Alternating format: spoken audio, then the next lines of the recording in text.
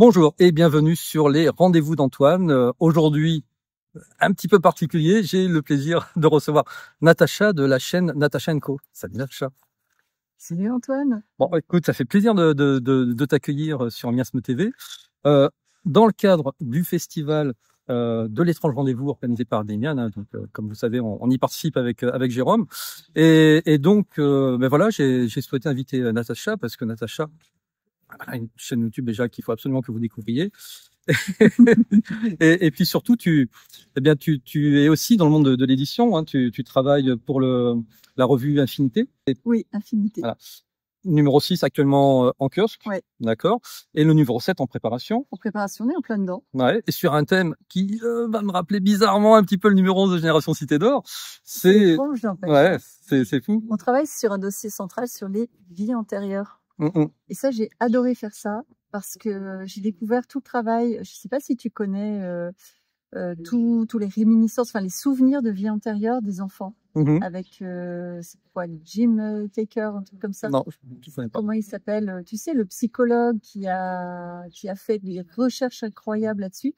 Il est allé à travers le monde. Oui, si. Tu vois? Ouais, complètement. Je me trompe pas de nom, mais comme je suis très fatiguée parce que sur le festival, je te confirmerai pas le nom, mais sur le principe, oui, effectivement. En fait, à la base, il avait fait ce travail plutôt pour débunker le phénomène, se dire oui, c'est un hasard.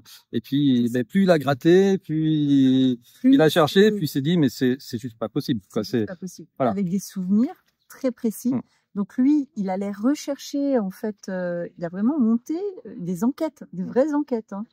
On a trouvé notamment, tu vois, tu as des enfants qui ont des souvenirs. Il y a un gamin là qui racontait, il a un souvenir très précis il mourait en avion. Ouais. Tu vois, c'était quoi? Il faisait je sais plus quelle guerre.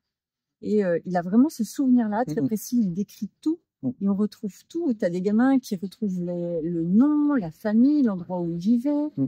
Tu as des marques sur le corps de l'enfant né maintenant, qui sont des marques de sa mort. C'est ça, soit d'impact de balles, soit d'impact de balles, de couteaux. C'est incroyable. D'ailleurs, les amis, si vous avez des phobies, par exemple, moi j'ai une amie qui a l'impression de s'être noyée dans une vie antérieure et donc à la phobie de l'eau, hein, qui a du mal à rentrer au-dessus du ventre. Il y a des chances qu'effectivement, soit elle soit noyée accidentellement, soit que c'était une sorcière et que Lord Ali, tu sais. Oui. Parce que si c'était une sorcière et que on l'a noyée, alors c'était quoi? C'était un truc infâme. Elle mourait. Si elle mourait, c'est que c'était pas une sorcière. C'est que c'était pas une sorcière. Voilà. Et si c'était une sorcière, elle vivait, quoi. Elle vivait, et donc, du coup, comme c'était une sorcière, on l'a brûlée. Voilà. Et voilà. Donc, c'était pas terrible. Alors, Dali, c'est absolument terrible. C'est que moi, j'ai eu des souvenirs. Alors, ça, c'est étonnant parce que je ne cherchais pas. En fait, je faisais un petit travail en EMDR. Et EMDR, pour ceux qui ne connaissent pas. Je sais plus. En fait, c'est les yeux qui vont de chaque côté avec un thérapeute qui fait ça, tout comme ça. Donc, les mouvements des yeux qui suivent le doigt. Et ben, ça m'a ramené des souvenirs, dis donc. Je me suis dit, mais pour moi, c'était moi. Hein. Alors, t'as quoi, toi, comme réminiscence de vie antérieure? Qu'est-ce que tu penses? Alors, parce que le problème quand on parle aux gens de leur vie antérieure, elles ont tout été roi, reine, grands dirigeants, machin, etc. Non, j'étais un gladiateur qui mourait sur le sol de l'arène. D'accord. J'entendais les cris des gens. D'accord. C'était vraiment difficile à vivre parce qu'en fait, ils s'amusaient beaucoup de ma mort. D'accord. Là, alors, je connais rien au gladiateur, donc. Est-ce que tu as vu, là, il y a une série qui sort sur, je sais plus si c'est Netflix ou Amazon. Non, j'ai pas vu. Qui a l'air terrible, où c'est justement, ça se passe au temps des gladiateurs. Ah, bah, dis donc. Bah, écoute, si tu la regardes et si ça te fait quelque chose, c'est que. Je vais regarder. Je vais regarder.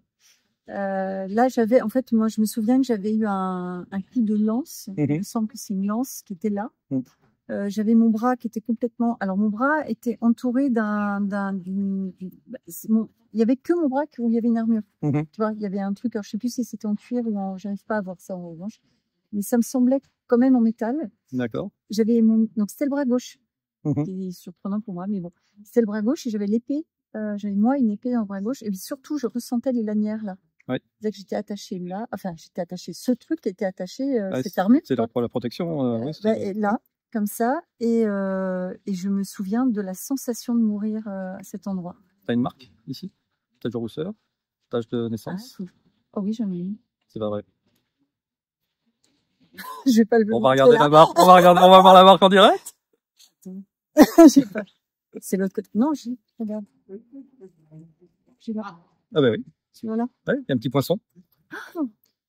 Voilà. J'y avais pas pensé. Ouais. Ouais, là, je viens d'avoir un choc. Bah souvent.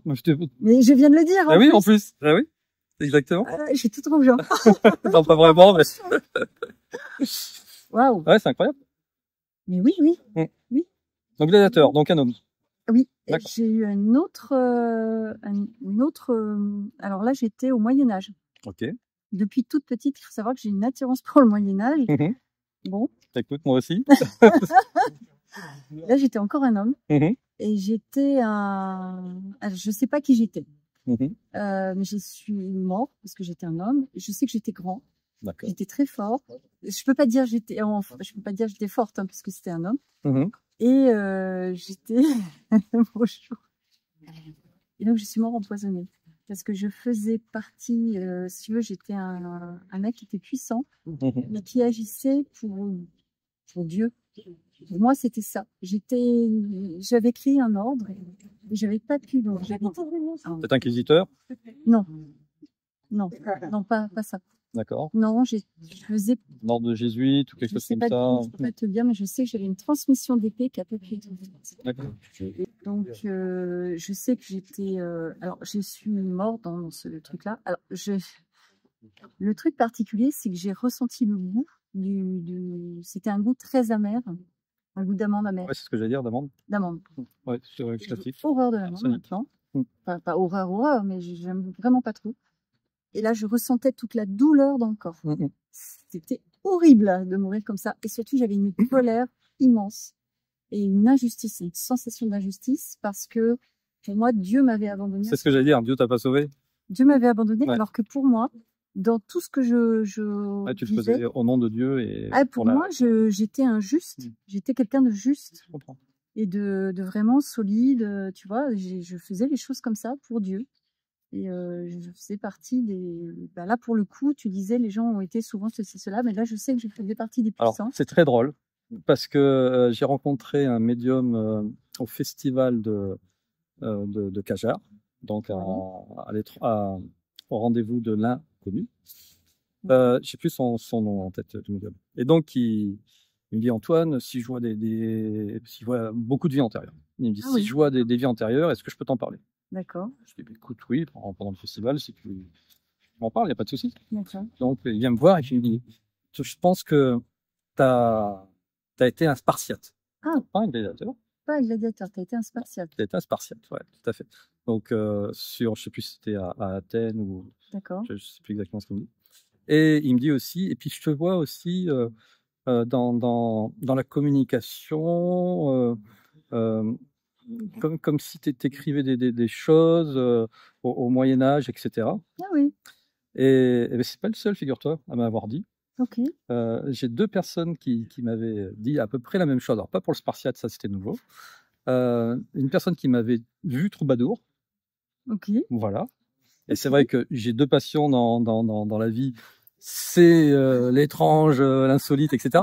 Et ma deuxième passion, comme vous le savez, c'est la musique. D'ailleurs, vous pouvez retrouver des concerts, pas des miens, parce que j'en fais pas. Mais voilà, je suis passionné de musique. Et puis, il y avait aussi...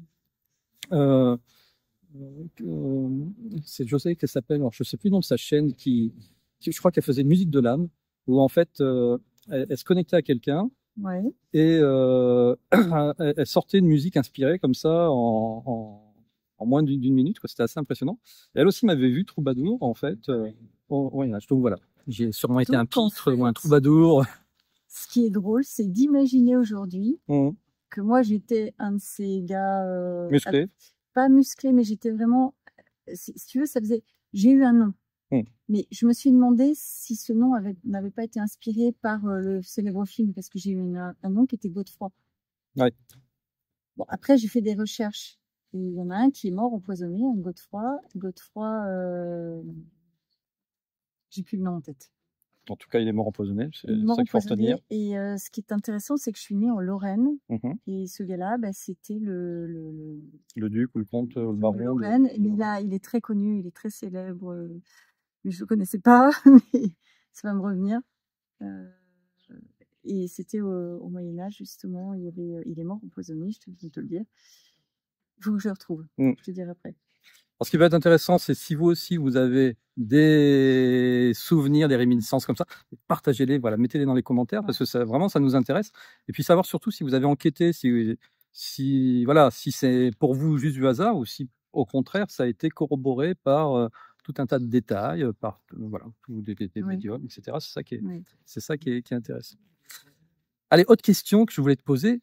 Comment t'es arrivé dans ce milieu-là, toi, à t'intéresser à tout ça, si tu as écrit dans une revue ufologique, Oui, sur ces histoires. Exactement. Qu'est-ce qui t'a intéressé? Qu'est-ce qui t'a amené à t'intéresser à tout ça? Alors, t'as eu alors souvent, soit une rencontre, tu m'as dit que tu avais pris en photo un ovni, d'ailleurs. Oui, j'ai montré une photo d'ovni.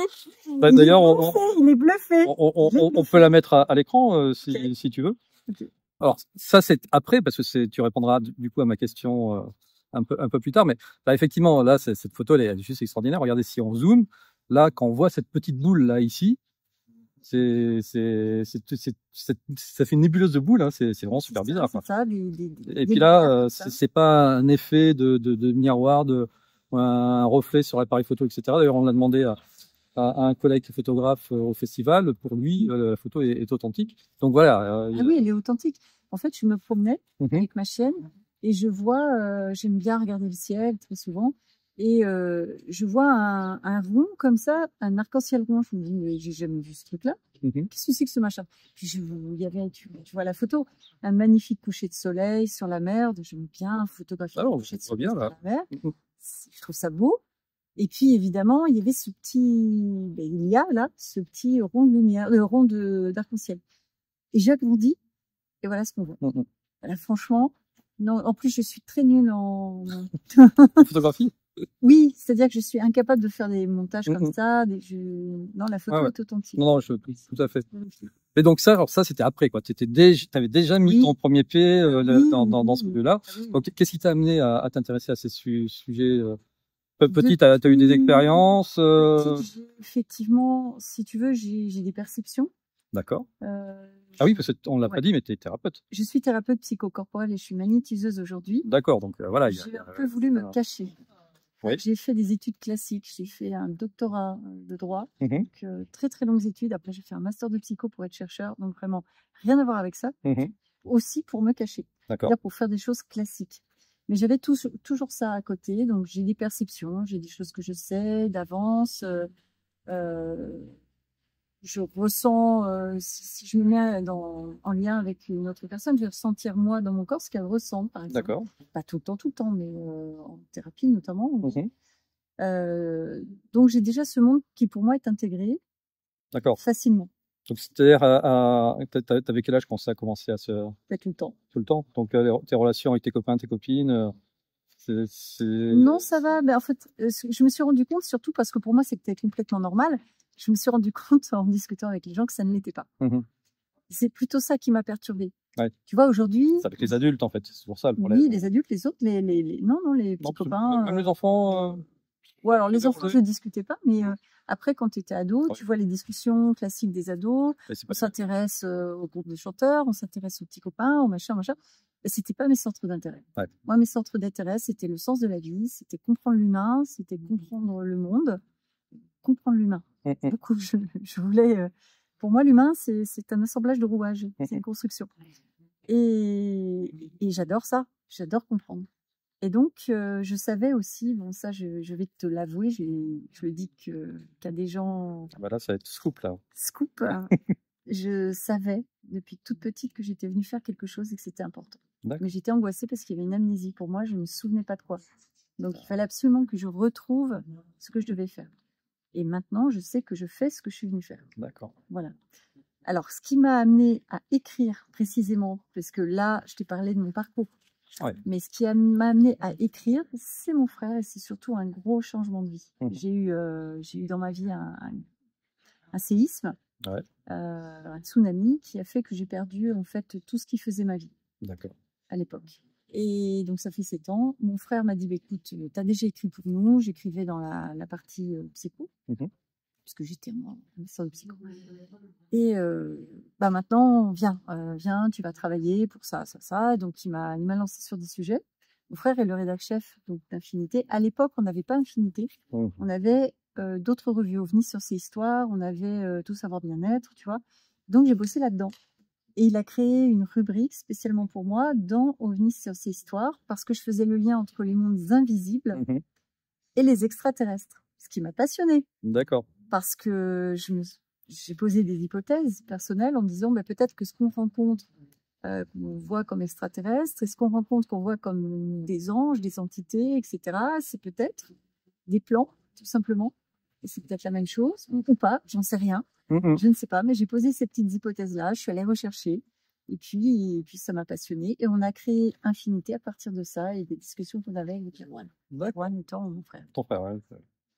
Très bien. Ah oui, donc effectivement, oui, après, ça s'est fait tout seul. Oui, ça s'est fait tout seul. D'accord. Et aujourd'hui, bah, je continue, et c'est passionnant. C'est ce que je voulais dire. C'est très enrichissant, parce que comme toi, tu es quelqu'un, donc on a fait une petite interview juste à l'instant. C'est ça. Quelqu'un qui a besoin de chercher, de réfléchir, d'être nourri. Là, moi, c'est pareil.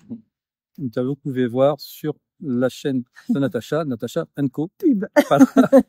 Tout attaché. Likez. Abonnez-vous à la chaîne d'Antoine et à la mienne. Exactement. Non, voilà, c'est un plaisir de partager. Moi, vous savez, ça a toujours été mon objectif, hein, de pouvoir partager avec tout ce qui fait notre petit monde. Parce qu'en réalité, on est tous ensemble contre le reste du monde, donc voilà, il faut qu'on puisse se serrer les coudes et puis que tout le monde puisse profiter on va dire, des bienfaits des uns des autres.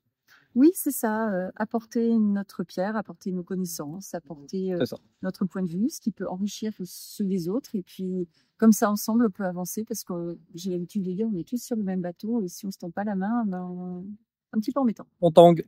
Et si on tangue trop, on tombe. Voilà, c'est ça, on chavire. Ok, Natacha. En tout cas, voilà, ça a été vraiment un réel plaisir de te rencontrer sur ce festival, voilà, de t'inviter sur la chaîne et puis de vous présenter ce que fait Natacha. Et puis voilà, on aura sûrement l'occasion d'échanger à nouveau ensemble. Donc, allez sur la chaîne de Natacha, hein, je rappelle, Natacha &Co. Avec les sperluettes. Ouais, avec les sperluettes. Le truc qu'on trouve jamais, vous savez, qui ressemble à la clé de sol. C'est ça. Donc vous la retrouverez facilement, de toute manière, il y a le lien sous la vidéo. Et puis, eh bien, nous, on se retrouve très très bientôt sur Miasma TV pour de nouvelles aventures. En tout cas, moi, je me suis abonnée. Très bien, je l'ai noté. Merci Natacha, à bientôt, ciao ciao. Ciao.